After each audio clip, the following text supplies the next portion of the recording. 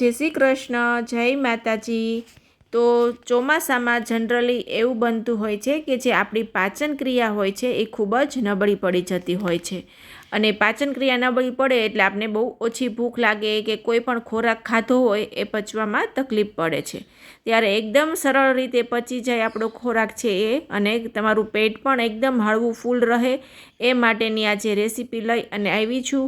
અને તમને ક્યારેક એવું લાગે કે આજે એકદમ હલકું ફૂલકું ખાવું છે અને બહુ હેવી નથી ખાવું અને આજે મને બિલકુલ ભૂખ નથી અને છતાં પણ કંઈક ખાવાની આમ ઈચ્છા છે, ત્યારે તમે ચોક્કસ આ રેસીપી ટ્રાય કરી શકો છો। તો અહીંયા આપણે ઘઉંના ફાડા લીધા છે, જે આપણે ફાડા લાપસી બનાવવા માટે ફાડા લઈએ છીએ એ ઘઉંના ફાડા લીધા છે।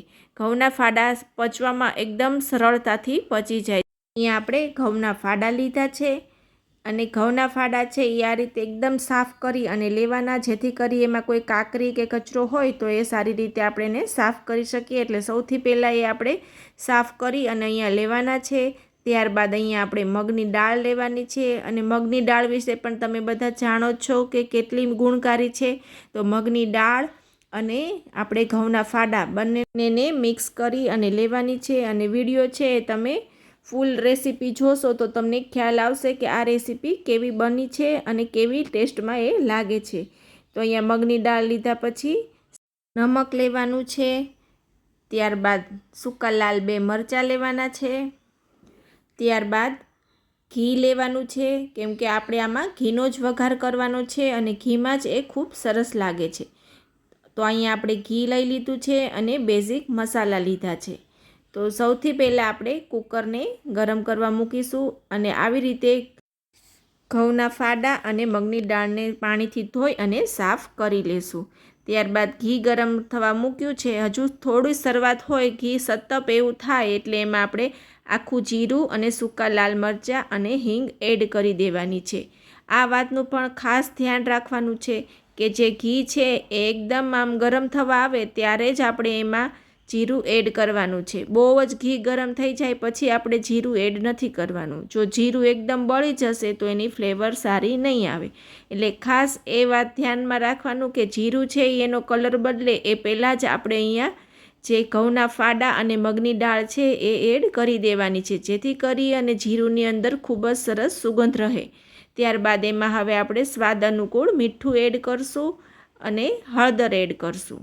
તો અહીંયા આપણે ચપટી હળદર એડ કરી છે અને મીઠું એડ કર્યું છે। ત્યારબાદ આપણે જેટલી મગની દાળ અને ઘઉંના ફાડા લીધા છે એનાથી 2.5 ગણું પાણી લેવાનું છે।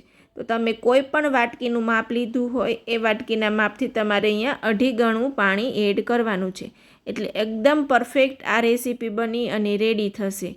તો અહીંયા હવે આપણે એને સારી રીતે મિક્સ કરી લઈશું। આમાં હળદર અને નમક જ એડ કરવાનું છે, લાલ મરચું પાવડર એડ નથી કરવાનું, કેમ કે અહીંયા આપણે એમાં સૂકા લાલ મરચાં એડ કર્યા છે તો એ એકદમ સરસ એવો ટેસ્ટ એનો આવશે। તો તમે જોઈ શકો છો કે અહીંયા એકદમ સરસ આપણી રેસીપી એટલે કે ઘઉંના ફાડાની ખીચડી બની અને રેડી છે। તો એને સારી રીતે અહીંયા મિક્સ કરી દઈશું અને તમને એમ થશે ઘઉંના ફાડાની ખીચડી કેવી લાગશે, પણ ખરેખર ખૂબ જ ટેસ્ટી એવી લાગે છે। તમારી રેગ્યુલર ખીચડી કરતાં ઘણી અલગ છે। તો એકવાર તમે ટ્રાય કરશો ને તો જ તમને ખબર પડશે કે આ રેસીપી કેવી લાગે છે। તો અહીંયા આપણે એને એક પ્લેટમાં સર્વ કરી લઈએ અને આપણે જે એમાં ઘીનો વઘાર કર્યો છે ને એનાથી તો આ ખીચડી બહુ જ સરસ લાગે છે, કેમ કે ઘી અને ખીચડી બંનેનું કોમ્બિનેશન તો તમે જાણો જ છો કે વર્ષોથી આપણા જે ગુજરાતી ઘર છે એમાં ઘી અને ખીચડી ખવાતી આવી છે। તો આ રીતે તમે ઘીમાં જીરું નાખી અને વઘાર કરી અને આ રીતે ઘઉંના ફાડાની ખીચડી કરશો તો ખરેખર ખૂબ જ ટેસ્ટી એવી બનશે અને પચવામાં એકદમ હળવી બનશે।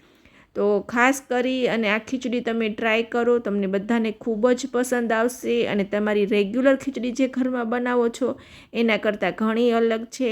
તો તમે બનાવશો ત્યારે જ તમને ખ્યાલ આવશે કે આ ખીચડી કેવી બની અને રેડી થાય છે। તો ઉપરથી આપણે હવે એમાં કોથમીર એડ કરશું અને અહીંયા આપણે હવે એને સર્વ કરી દઈશું। તો તમને આજની રેસીપી કેવી લાગી એ પણ કોમેન્ટ કરી અને જણાવજો. અને આની પહેલાં પણ આપણે બહુ બધી ખીચડીની રેસીપી પણ આપણા ચેનલમાં અપલોડ કરેલી છે. તો ખાસ કરી અને તમારે કોઈ પણ ખીચડી શીખવી હોય તો આપણી ચેનલની વિઝિટ કરી શકો છો. અને તમારા બધાનો ખૂબ ખૂબ આભાર કે તમે લોકો દરેક રેસીપી જોવો છો, સપોર્ટ કરો છો, ત્યારે હું તમારા બધા માટે આવી નવી નવી રેસીપી અપલોડ કરી શકું છું. તો મળશું આવી જ રેસીપી સાથે, આવા જ વિડીયો સાથે. ત્યાં સુધી બધા આવજો. જય શ્રી કૃષ્ણ, જય માતાજી. તમારા પરિવારનું અને તમારું ધ્યાન રાખજો. મળશું વધુ રેસીપી સાથે.